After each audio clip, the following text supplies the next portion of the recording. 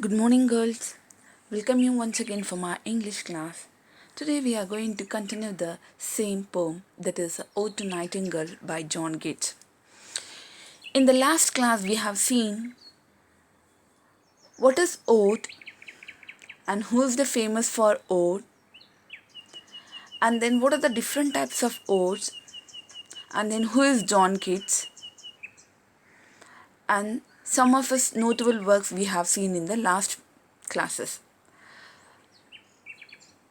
As well as we have seen explanation of stanza 1 to 4 we have discussed in the previous class. Today's class we are going to discuss stanza 5 to 8. Actually, Keats shows here relationship through the poet, speaking through the bird and expressing his love of spring. So, in this Ode to Nightingale, Keats shows his relationship with the bird, how he was speaking through the bird, expressing the love of spring. And he sees the springs in different way. Through the bird, it makes him long to experience nature like a bird can and envious of the bird's connection to nature. So, let's see the stanza 5.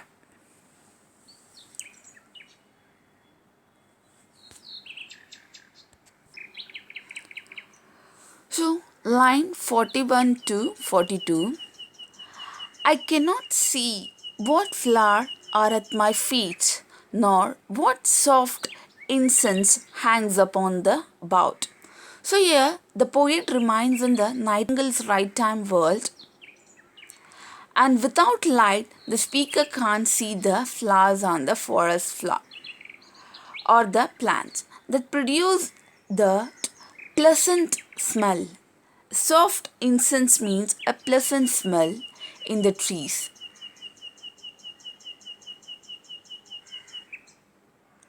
Lines 43 to 46. But in embalmed darkness, guesses eat sweet, where with the assailable month endeavors the grass, the thicklet, and the fruit tree wild, while half them and the pastoral elegantin. Here, the poet is the speaker, already I said. So, here the poet is still groping around in the dark, but he's having fun. Okay, because he can't see, because it is a dark. All the lights are covered with the plants and trees. So, because he can't see, he has to guess what sweet flowers and plants he smells. Okay, in the dark situation, in the dark time also, the poet is guessing what is a pleasant smell, where it was coming, in which flower and which plant, which depends on what month. Okay, through he just analyzing through the smell of the flower and plant, and which depends on what month is.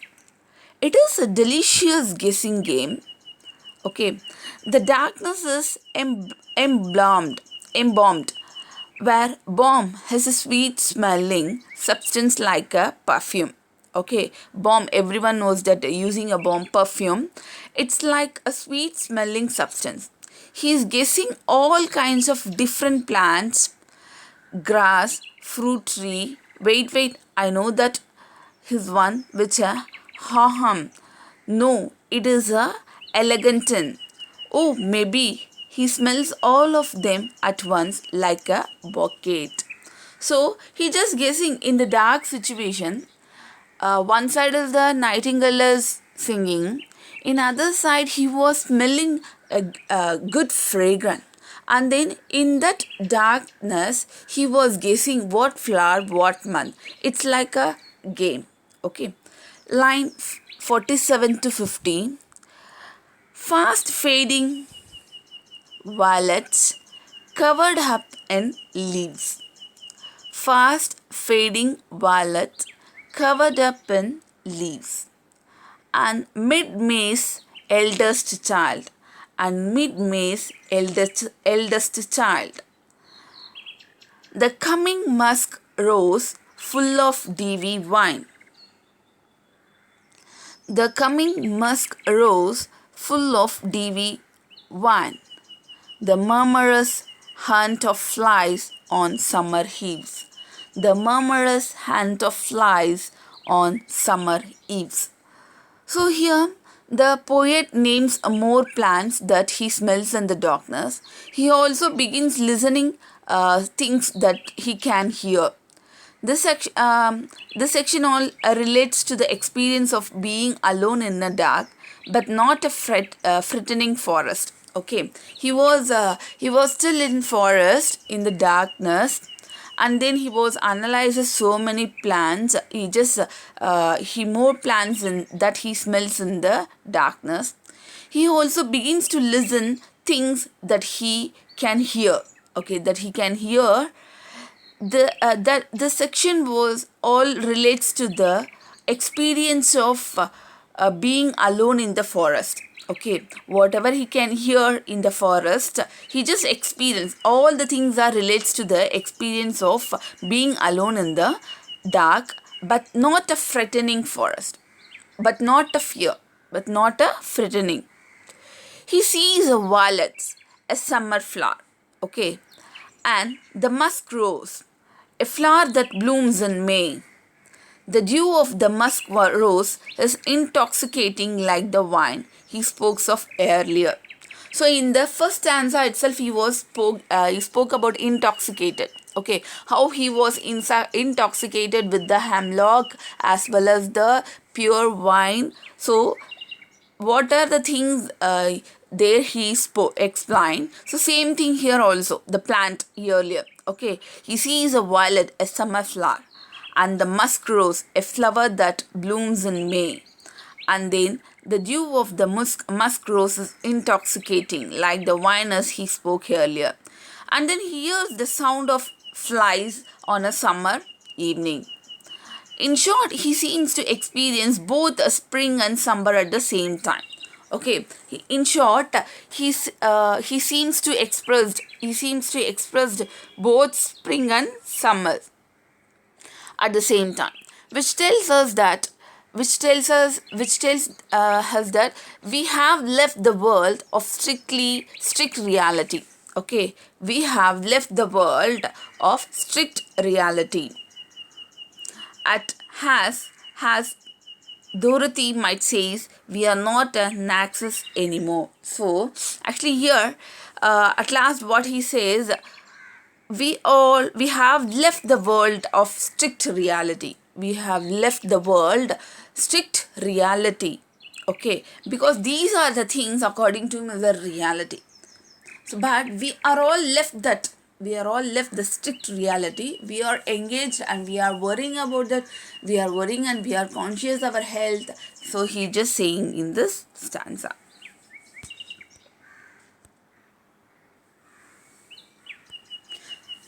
In sixth stanza, Ode to Nightingale, Keats speaks of the thought about a death as the nightingale sings above, and emphasizes that now more than ever seems it reached to die. Okay, provoking a calm nature towards accepting death.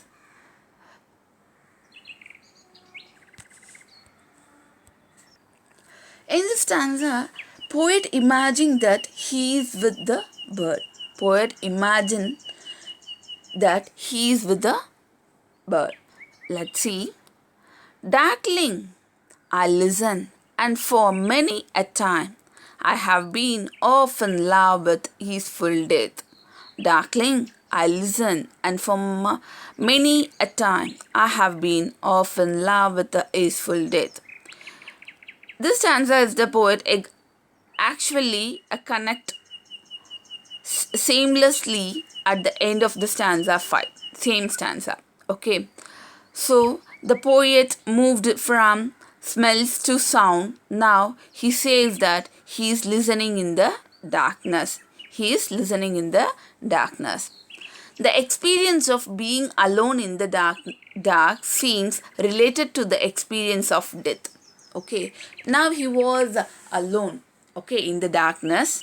He just saying that the experience of long time alone in the dark seems related to the experience of death, and he thinks maybe death would not be bad.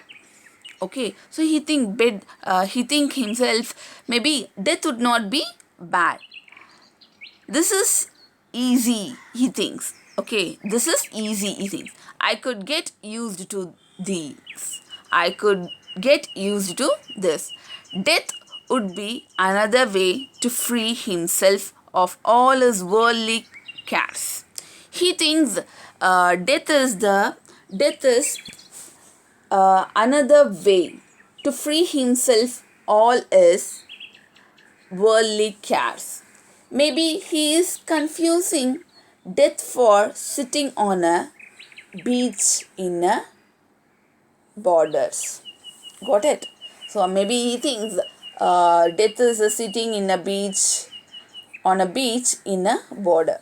So according to him, death is best because death is a good one. It is another way to free himself of all his worldly cares. Line 53 to 44. Called him soft names in many amused rhyme. To take into the hair my quiet breath.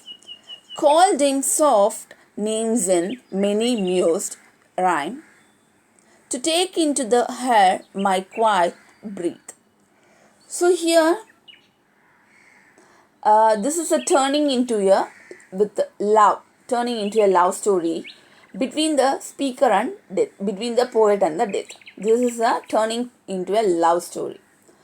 The poet whisper sweet nothing to death, and by whisper we men writes rhyming poetry about him. It's true. Okay, actually Keats was obsessed with the death. He was interested with the death, and he often wrote about it. Okay, idea of death, because he likes a death, maybe because he wants to be free from worldly cares. Maybe he have the idea of the death, and he often writes about it. In the line 54, his mysterious, we think it means either that he wants death to take the air from his lungs, or that the air takes his breath along with his verses. So something confuses line 54. Okay, see, to take into the air my quiet breath. To take into the air my quiet breath. So it is that some quite confusing as well as quite mysteries. He wants death to take the air from his lungs, or that the air takes his breath along with this verse. Line 55 to 56. Now more than ever seems it rich to die. Now more than ever seems it rich to die, to seize upon the midnight,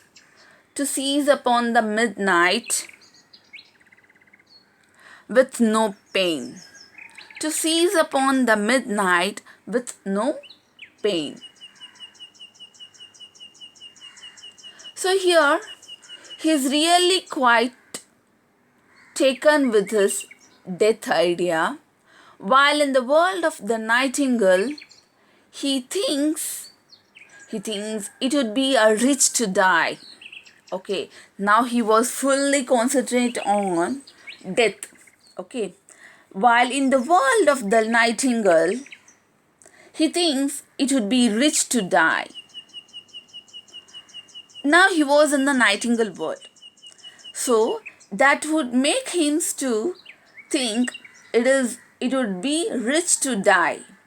Many people are afraid that death will be empty, but richness is associated with an abundance of good things, which is almost the opposite of emptiness.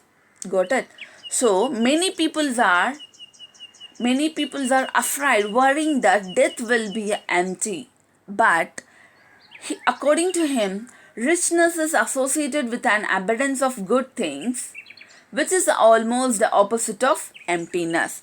Many people were thinking death is a worrying about empty, but richness is associated with the abundance of good things, such almost opposite of emptiness. And he had liked to go out quietly in the middle of the night. Now in the middle of the night, he want to like to go out quietly. He had just stopped existing seas. Now the part of poem is kind of creepy because Keats did die very young. Okay, even in the reality also he died in the at the age of 25 itself because of tuberculosis. Okay, so here the part of the poem is kind of creepy, as kind of absurd, because Keats did die very young. So even here also, line 57 to 58, while thou art pouring forth the soul abroad in certain ecstasy, while thou art pouring forth the soul abroad in certain ecstasy. He wants to die at midnight. He wants to die at midnight while listening to the nightingale singing. He wants to die in the middle night, in the midnight. He wants at the time he wants while he was dying, he wants to listen the nightingale singing. We were wondering what happened to the nightingale. He seems to forget about the nightingale at the beginning of the stanza. Yeah, of course. He just started to smelling the plants and flowers. So he forgot the nightingale. Now he was wondering what happened to the nightingale. Okay, he seems to forget about the nightingale at the beginning of this stanza. And then he returns to it at the end, as it he suddenly remembered, oh, right, this is supposed to be a poem about a bird. So, oh, right, this is supposed to be a poem about a bird. He just started to think. And then the nightingale is kind of like a poet, sending its voice into the air just as Keats sends his rhyme into air. The bird's music expresses its soul. Birds have souls. This one does. So the nightingale is a kind to like a poet. Okay, how the poet sends his voice in the air, just as sends a rhyme into the air. So the bird's music expresses his soul. Birds have a soul, and then the bird is completely lost in the moment of pure joy and ecstasy. Line 59 to 60. Still wouldst thou sing, and I have ears in vain. Still would thou sing, and I have ears in vain.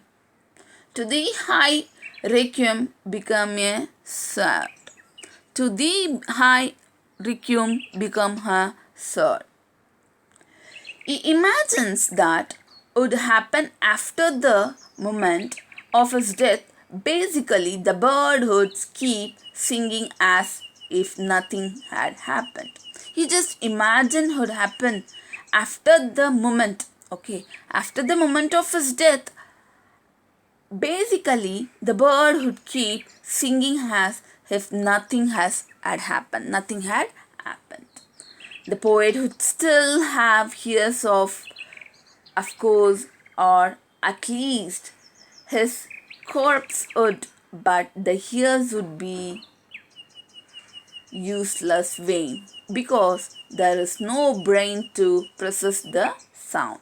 There is no brain to analyze the sound. The speaker would still have the ears, of course, at least his corpse would, but the ears would be useless, vain. Here, vain is a useless because there is no brain to process the sound. The bird would be then singing a high requiem, a kind church service with the music sung for a dead person. Okay, so in the church for a dead person they will sing. So like that, the bird would be singing like a high requiem. High requiem means a kind of church service with music sung for a dead person. Lots of classical musicians have composed amazing requiem like Morat, but we had bet the Nightingale probably doesn't know it is singing one. And neither would the poet, of course. By that point he had just begun inanimate object like a piece of grassy soil or a sword. Sword means piece of grassy soil. And neither would be the speaker, of course, the poet, of course, that point he has just an intimated, it is an intimate object like a piece of grassy soil, sword.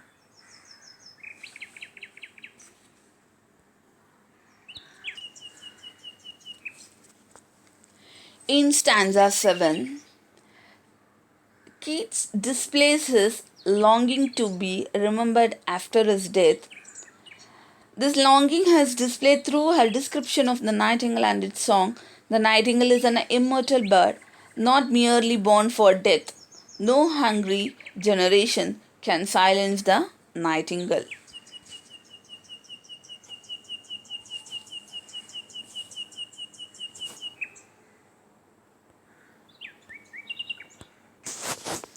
So, line 61 to 62.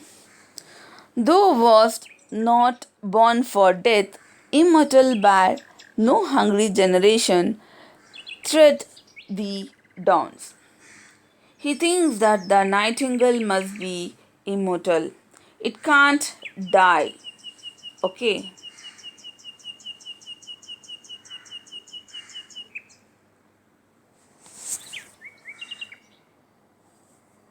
And then, being immortal, the nightingale is not followed by future generation. So, being immortal, the nightingale is not followed by future generation, which are metaphorically hungry in that they take the place of their parents. This is a very pessimistic view of cycle of life. Okay, pessimistic view of the cycle of the life. Basically, the younger folks are hunting down their own parents to ruin them of the planet. So line 63 to 64. The voice I hear this passing night was here in ancient days by empire and clown. The voice I hear this passing night was here in ancient days by empire and clown. Oh, okay. So he doesn't necessarily mean that each nightingale is immortal. He means that the nightingale's voice is immortal because all nightingales produce the same beautiful hunting sound. His talk of a generation leads him to think of human history. Even he compares with the empire and clown in the old days listened to the same voice of the nightingale that he heard now how dead. The reference to empire makes us think of ancient Rome, Keats was an Italian buff. So line 65 to 67, perhaps the self-shame song, perhaps the self-same song that found a path through the sad heart of Ruth when sick for home. She stood in tears, aimed the alien corn. Perhaps the self-same song that found the path through the sad heart of Ruth when sick for home. She stood in tears, aimed the alien corn. So the poet moves slightly further back to the history from imperial Rome to the Old Testament of the Bible. The book of Ruth is one of the lesser known books in the Hebrew Bible. The story goes that Ruth married a guy and moved to a new country. Then her husband died, and Ruth's mother-in-law, told her to return home and get married again. But Ruth was like, I'm totally loyal to you and can't leave you. She supported her mother-in-law by working in the fields of the completely strange and random place. Eventually, she finds a new husband, the end. So here the kids imagine that Ruth had the Nightingale's song while she was working in the field in this foreign or alien place, and it caused her to start weeping. Wish we wish we had more into on why exactly he chose this story. It's a curious reference. Lines 68 to 70.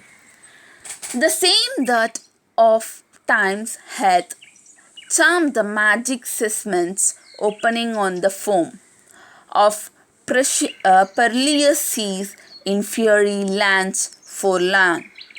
The same that oftentimes hath charmed magic casements opening on the foam of perilous seas in fiery lands firm. Here the poets note another time that the Nightingale's song might have been here, but now he has left a regular human history altogether in favor of fantasy.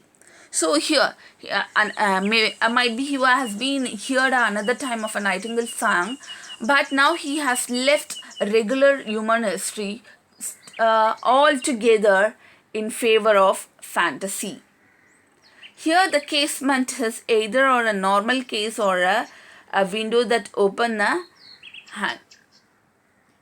The poet thinks that Nightingale's song has charmed a casement on the ship, and the casement opens, somehow magic is involved.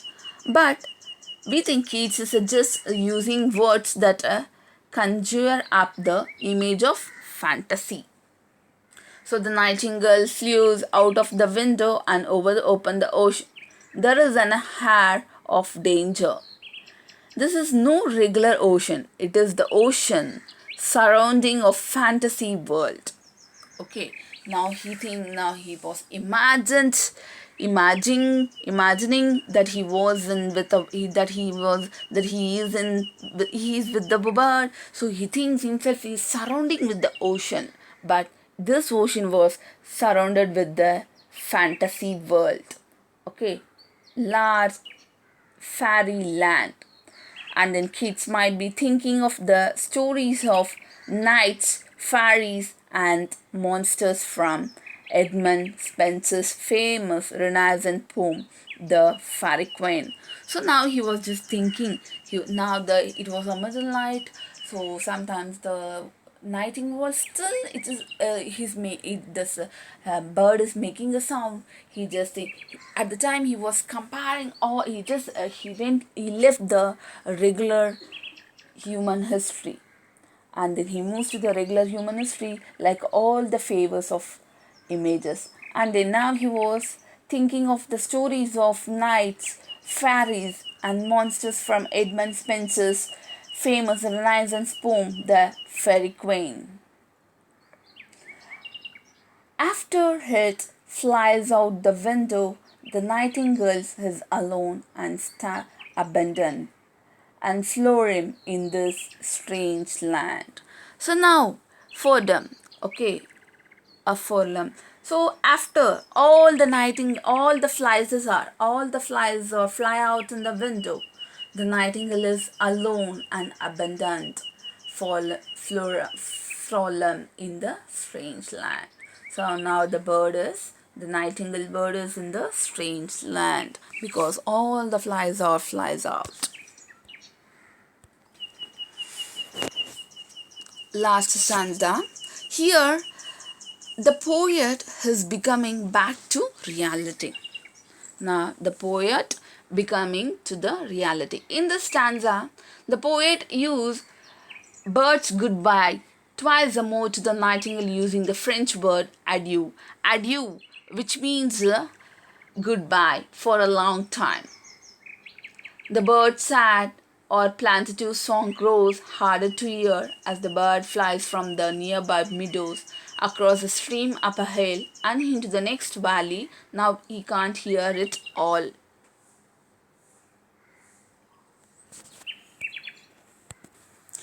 Now in the stanza, lines 71 to 72. For them the very word is like a bell to toll me back from thee for my soul's self. Forlorn, the very word is like a bell to toll me back from thee to my soul self.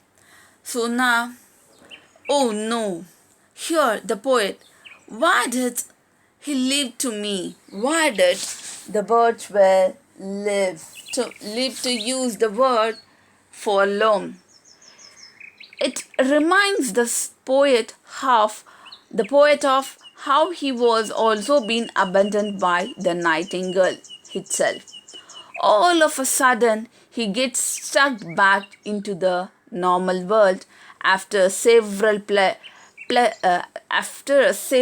pleasant stanzas of exploring the nightingale realm. For him, the word florum is like when you are having a really great dream and then all of sudden you hear your alarm clock and remember that you have to wake up and go to class. It's big disappointment. The poet is pulled back into his own mind, his soul self. So now in this line, nightingales are gone. Now he pulled back himself to come back to the real life, that is a soul self, even its soul self. Line 73 to 74. Adieu, the fancy cannot cheat so well, as she is a famid to deceiving health. So, adieu, the fancy cannot cheat so well, as she is a famid to do deceiving health. Adieu means it's a goodbye. Okay, and now he admits that he's attempted to use his imagination, fancy. He was attempted to use his fancy to cheat his way into the nightingale's world. Have not been effective as he could have liked. He bird's goodbye to the bird. The bird's goodbye to the bird, and then lushes out his imagination for being a deceiving elf, like a character Puck from Shakespeare's A Midsummer's Night Dream. Okay, so the character imagination, being a deceiving elf, it is the character. Okay, actually Puck. It's a pick for the character from Midnight's Dream by Shakespeare. Okay, A Midsummer Night's Dream. Now the birds are saying to each one as a goodbye. Now he has come back to his reality. Although his imagination has famed her being able to create a new world. Okay, even he was an imagine. It was he famed. He was famous for being creating a able to create a new world. Here, the poet has not been successful at permanently escaping. Okay, the poet has not been successful at permanently escaping the everyday world. Okay, for that moment, for that day, he was escaped from all the cares and worldly world. But it's not a permanently escaping the everyday world. Okay, line 75 to 78. Adieu, adieu. They plaintive anthem fades past the near meadows over the still stream, up the hillside, and now buried, it's buried deep in the next valley glades.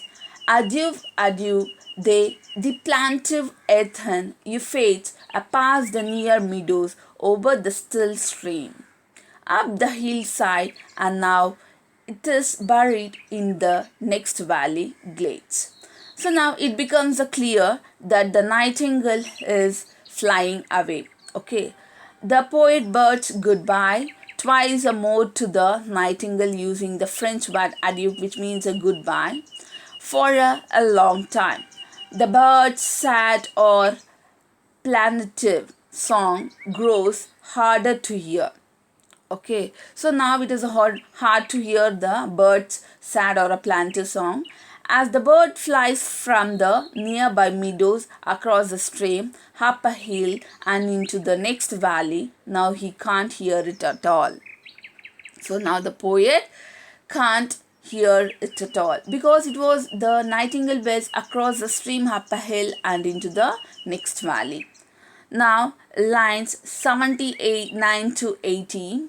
Was it a vision? Was it a vision or a waking dream? Feels is that music? Do I wake or a sleep? Was it a vision or a waking dream? Flood is that music? Do I wake or a sleep? Now that bird is left, this poet is not sure if he ever entered its world again. He ever entered its world at all. He thinks that maybe the experience with just a waking dream, not a really true. So now the poet never and sure he ever entered the nightingale world. Okay, at all thinks that maybe the experience was just a waking dreams, not a real true and not really true. But has the speaker returned to the real world, maybe the nightingale's world was a reality and the real world is just a dream. So now when he was after return to the real world, maybe poet thinks maybe nightingale world was a reality and the real world is just a dream. Because in the previous stanza he said that the real world is making more carries, more worrying. Okay, and then missing somebody's. Now he was returned to the nightingale. Maybe nightingale world is a reality, real world is a dream, and everything is topsy-turvy, and he doesn't know what is true from what is fantasy. Everything is topsy-turvy, and he doesn't know what is true, which is the true from what is fancy and which is fancy. He wonders if he is awake or sleeping. He just wondering himself whether I am awake or asleep. So at last the poet came to the return back to the reality, and now he himself wondering whether he is awake or whether it is awake or a sleeping.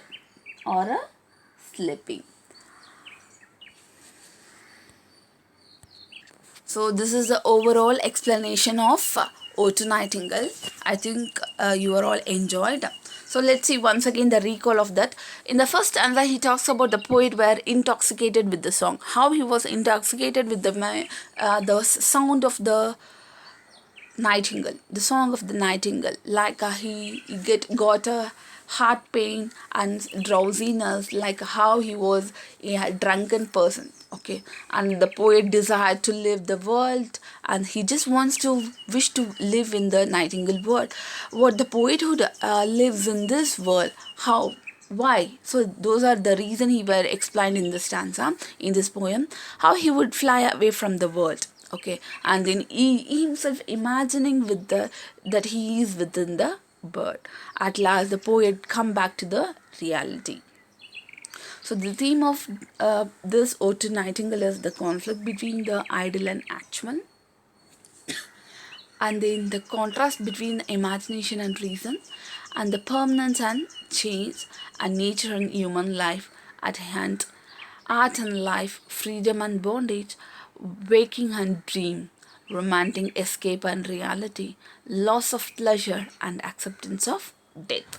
So these are the themes in the Ode to Nightingale. I think I hope you are all enjoyed, and then you were all understand the explanation of Ode to Nightingale. And now enjoy the nightingale sound. You also. Thank you, girls. Thank you so much. Thank you for watching.